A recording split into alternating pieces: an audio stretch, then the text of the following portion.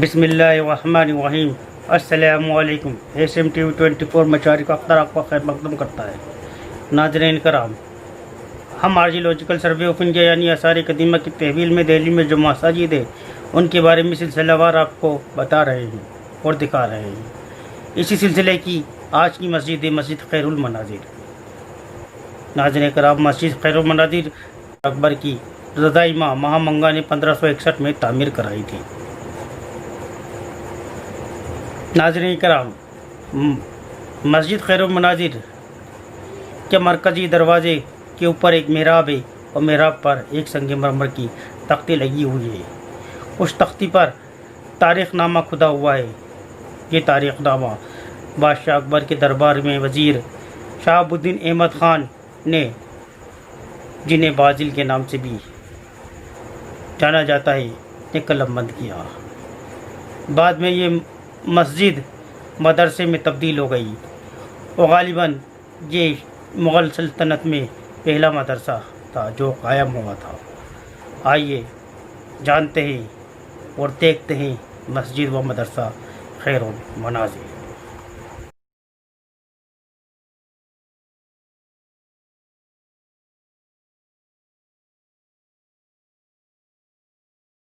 ناظرین کرام، یہ جو آپ دیکھ رہے ہیں یہ ہے مسجد خیر المناظر۔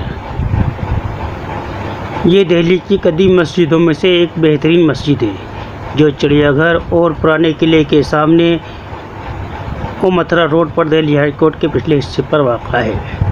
یہ مسجد و مدرسہ مہام بیگم نے 1561 میں قائم کیا تھا، جو اکبر کی رضائی ماں اور آدم خان کی حقیقی ماں تھی۔ یہ 1561 میں تعمیر کیا گیا تھا۔ یہ ایک عظیم اور عمدہ مسجد ہے۔ اس کی عظمت کو آج بھی موجودہ کھنڈرات میں محسوس کیا جا سکتا ہے۔ ASI کے ایک اہلکار مسٹر بگلرام کے مطابق یہ مسجد چونے میں سرخ پتھر کے سیٹ کا استعمال کرتے ہوئے بنائی گئی۔ اس میں کوئی بنیاد نہیں ہے اور یہ مسجد بنا بنیاد کے تعمیر کی گئی ہے۔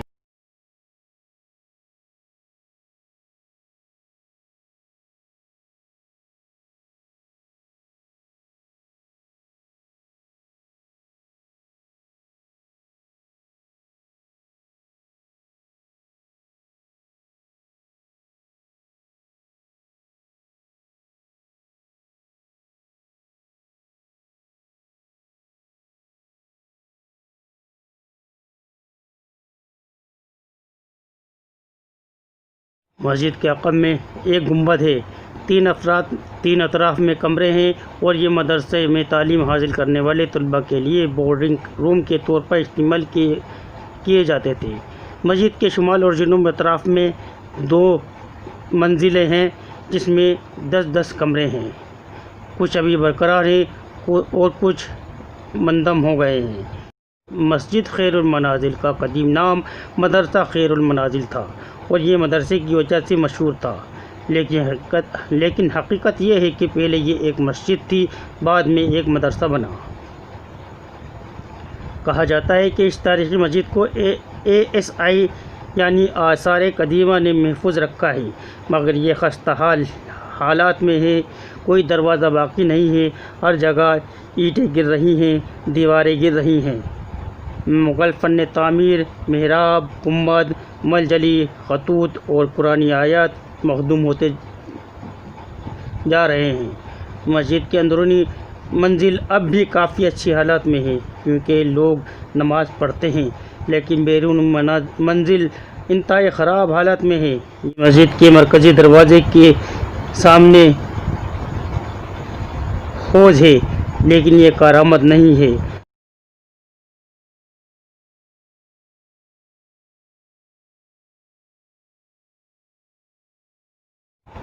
اس مسجد میں سے ایک تاریخی واقعہ وابستہ ہے۔ اکبر کے دور حکومت میں ایک حادثہ پیش آیا۔ ایک دن شکار کے بعد اکبر حضرت نظام الدین درگاہ گئے۔ جب وہ اس مسجد کے قریب سے گزر رہے تھے کہ ایک سپاہی کو ایک تیر آ کر لگا۔ زخم سنگین نہیں تھا۔ سپاہیوں نے فوراً ایک ایگرو غلام کو پکڑا جو اکبر کے مرحوم والد کا غلام تھا اور وہ اکبر کو مارنے کی ذمہ داری لے کر آیا تھا۔ ہزاروں کبوتروں نے اس مسجد کو اپنا مسکن بنا لیا ہے۔ کچھ لوگ ان کبوتروں کو دانہ اور پانی پیش کرتے ہیں۔ ناظرین کرام، غالباً ان کبوتروں کی وجہ سے ہی مسجد میں زندگی کی علامتیں ظاہر ہوتی ہیں۔ بصورت دیگر سوائے نماز کے وقت میں مسجد کھڑی رہ جاتی ہے۔